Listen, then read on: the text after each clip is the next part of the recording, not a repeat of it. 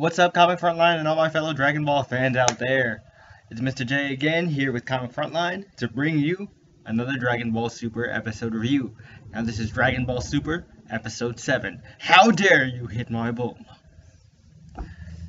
This is the moment that fans of the movie have been waiting for. There have been a lot of fan speculation all throughout the anime community that this might be the episode where we see SSJ3 Vegeta, since they are making changes to the Battle of God storyline, and Akira Toriyama has said Vegeta is going to get more play here, and it could be very possible that in this Ultimate Timeline, when Vegeta gets that boost that apparently puts him above Goku for that short time span, he might actually, instead of just going Super Saiyan 2, I guess a really powerful version of Super Saiyan 2, he goes Super Saiyan 3. But unfortunately, spoiler alert, that doesn't happen. But it's still entertaining as hell. Art and animation, I feel like it's kind of just a broken record. There are some parts that are really good, some parts that are just kind of eh. And those dark lines are really distracting to me. I don't know if you guys notice it, but those dark lines really distract me. Oh, and in case you guys are wondering, in case some of you aren't aware of where to watch this, I personally use kissanime.com. Kiss Anime also has, a mobile website link, so you can watch it on your phone from that website, from Safari or whatever web browser you use on your phone. So you can do that. In case you want to know, I will, leave a link in the description below in case you want to watch the episodes and catch up, but I don't know why you're watching an episode 7 review if you haven't watched the other 6. But that's just in case.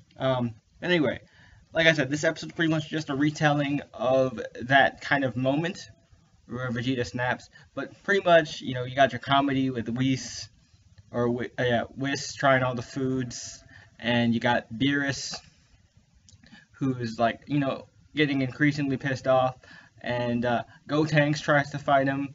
Gotenks gets spanked like the little child he is. Krillin, Android 18, and Tien. Not Krillin, but it's Piccolo, Android 18, and Tien gets banged. And one of the funniest moments, man, fucking Yamcha. Yamcha's like, Krillin, you go fight. I'll protect Marin with my life. And Piccolo is just like, man, get that shit out of here. You die for nothing. And Dende realizes that Beerus is a god, and they're all freaking out.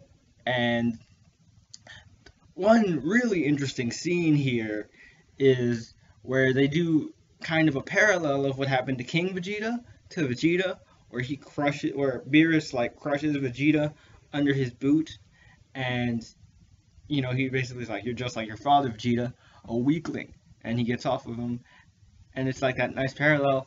And the score for this episode, in particular that scene, really helped build up the more villainous tone for Beerus.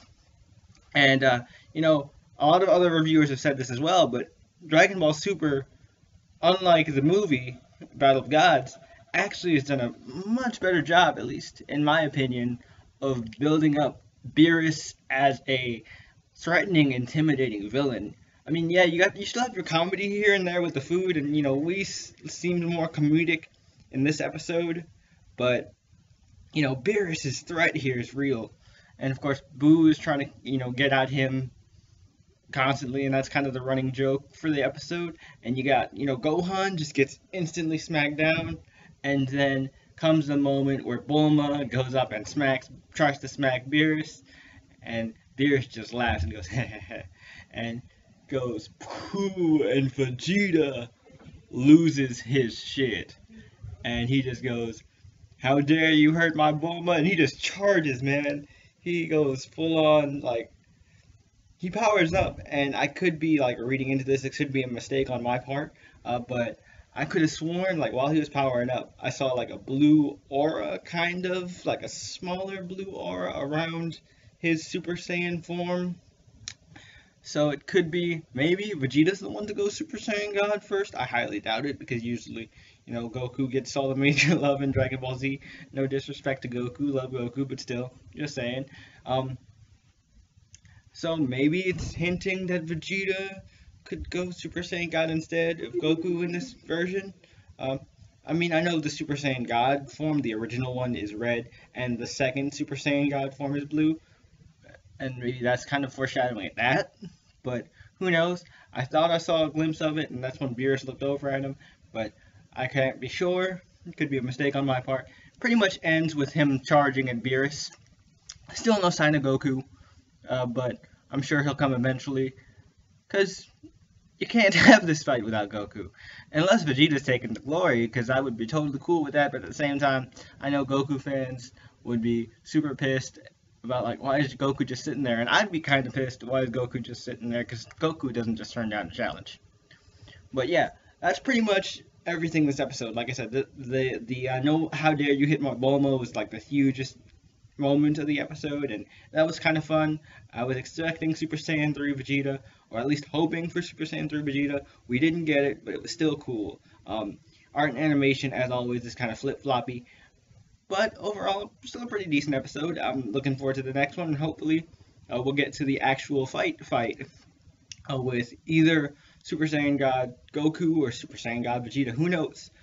And maybe, just maybe, I don't care if it delays the fight a little bit, because I would like a little bit more explanation into exactly what the hell Super Saiyan God is. Because that was kind of an underwhelming thing for me, because you didn't get any real explanation to what this transformation was. So maybe Akira Toriyama is going to add to that in the anime, because he has more time. But who knows? But let me know what you guys thought about this episode in the comments below. As always, don't forget to like this video, let me know you enjoyed it. Subscribe to my individual channel, Mr. J's Comic Reviews, where I also review comics, TV shows, and anime. And don't forget to subscribe to Comic Frontline if you already haven't. And also don't forget to follow us on Twitter, Facebook, and our weekly podcast, Frontline Live, on iTunes. All the links are in the description below. Until next time, guys, this is Jay from Mr. J's Comic Reviews, and I'll be back next week with another Dragon Ball Super review. Keep on that search for the Dragon Balls, guys. Rock the dragon. Peace.